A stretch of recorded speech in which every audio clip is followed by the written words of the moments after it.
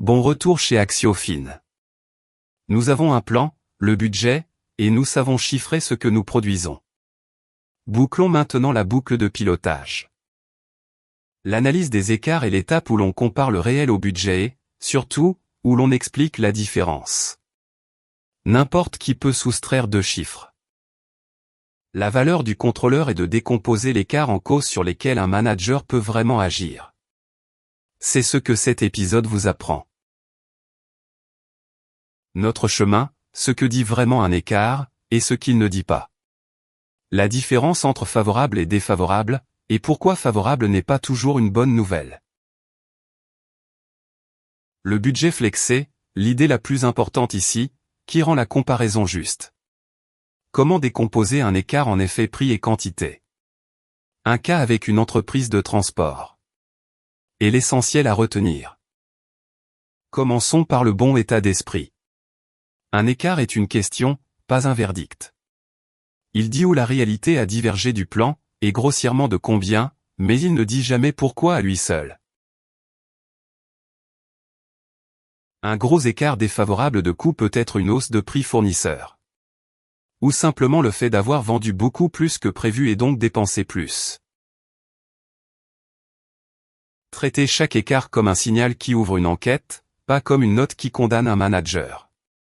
Cette distinction garde vos rapports respectés plutôt que redoutés. Un peu de vocabulaire.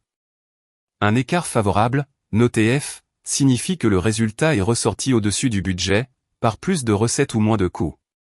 Un écart défavorable, noté D, signifie un résultat plus bas. Mais attention au piège. Un écart de coût favorable peut être un manager qui affame la maintenance pour bien paraître ce trimestre, accumulant les ennuis. Et un écart de coût défavorable peut simplement signifier que vous avez vendu plus que prévu, donc dépensé plus en matière. Les étiquettes ne sont pas des jugements tant que le budget n'est pas flexé. Voici la technique qui sépare la vraie analyse de la soustraction naïve, le budget flexé. Votre budget initial supposait un certain volume de vente. Mais vous tombez rarement pile sur ce volume. Donc, avant de comparer les coûts, vous reconstruisez le budget au volume réellement atteint. Vous demandez, étant donné que nous avons vraiment fabriqué et vendu tant, quels auraient dû être nos coûts variables? Comparer le réel à ce budget flexé est juste. Le comparer au budget initial figé mélange deux choses totalement différentes. L'effet du volume et l'effet de l'efficacité, et mène les managers à la mauvaise conclusion. Une fois le budget flexé, vous décomposez chaque écart en ses causes. Prenez la matière. L'écart total se sépare en un effet prix, a-t-on payé plus ou moins cher au kilo que prévu? Et un effet quantité, a-t-on utilisé plus ou moins de kilos qu'on aurait dû pour la production? Ces effets ont des responsables différents et des remèdes différents. L'effet prix pointe les achats et les fournisseurs. L'effet quantité pointe l'atelier, le gaspillage et la qualité. Rapporter un seul chiffre combiné cache les deux histoires, les séparer dit à deux managers exactement quoi faire.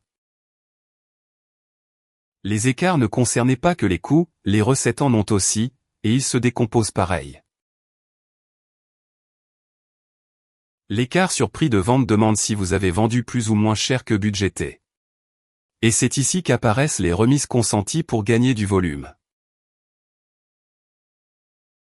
L'écart sur volume de vente demande si vous avez vendu plus ou moins d'unités que prévu. Valorisé à la marge standard par unité. Ensemble, ils expliquent pourquoi vos recettes, et votre marge, diffèrent du plan. Une équipe commerciale qui a atteint son objectif de chiffre par de fortes remises paraît bien en haut du compte. Mais l'écart sur prix révèle la marge abandonnée. Les écarts sur charge fixe méritent une mise en garde, car ils piègent. En coût variable, c'est rafraîchissant de simplicité.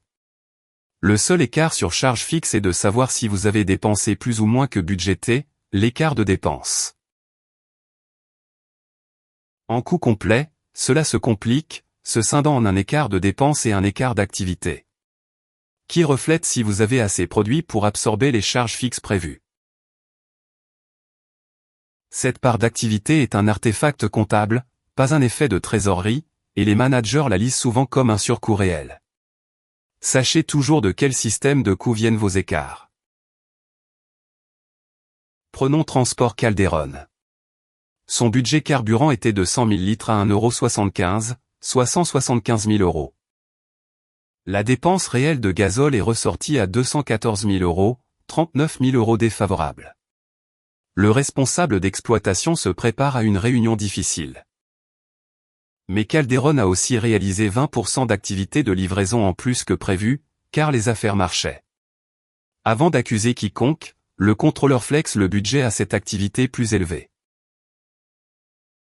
Après flexage, les 39 000 € disent deux vérités très différentes. Environ 35 000 viennent simplement du coût de 20% d'activité en plus. Entièrement attendu et, vu les recettes supplémentaires, une bonne nouvelle. Seuls 4 000 € environ sont un vrai surcoût maîtrisable, sans doute des tournées inefficaces. La bonne action n'est donc pas un ordre brutal de couper le gazole, ce qui reviendrait à refuser des courses rentables. C'est l'optimisation des tournées pour récupérer ces 4 000 €. Le chiffre naïf de 39 000 aurait conduit exactement à la mauvaise décision. Tous les écarts individuels se réunissent dans un rapport puissant, le tableau de réconciliation du résultat. Il part du résultat budgété, puis ajoute chaque écart favorable et retranche chaque écart défavorable. Prix de vente, volume, prix et quantité de matière, taux et rendement de main-d'œuvre, charge. Et tombe exactement sur le résultat réel. Rien n'est laissé inexpliqué.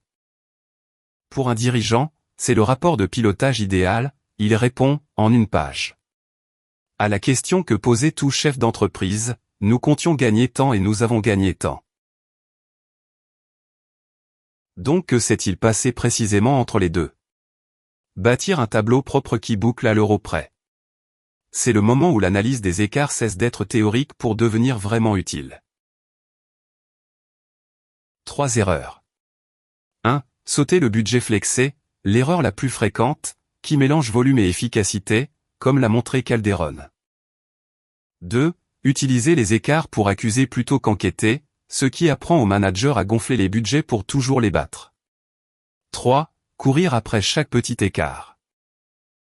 Utilisez la gestion par exception, fixez un seuil, et ne consacrez votre attention qu'à la poignée d'écarts assez gros pour compter. Le reste est du bruit. Pour résumer. Traitez chaque écart comme une question qui ouvre une enquête, jamais un verdict qui la clôt.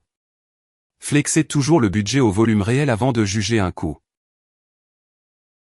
Décomposez chaque écart en effet prix et quantité, car il pointe des managers et des remèdes différents. Et concentrez-vous par exception sur les rares écarts assez gros pour changer une décision. Faites cela, et le budget devient un volant, pas un bâton. Les écarts surveillent l'argent. Mais l'argent est un indicateur retardé, il parle de décisions déjà prises. À l'épisode 5, nous élargissons le regard avec le tableau de bord prospectif et les indicateurs clés. Ajoutant les signaux avancés qui prédisent le résultat de demain. Le cours complet est sur axiofin.com. Rendez-vous à l'épisode 5.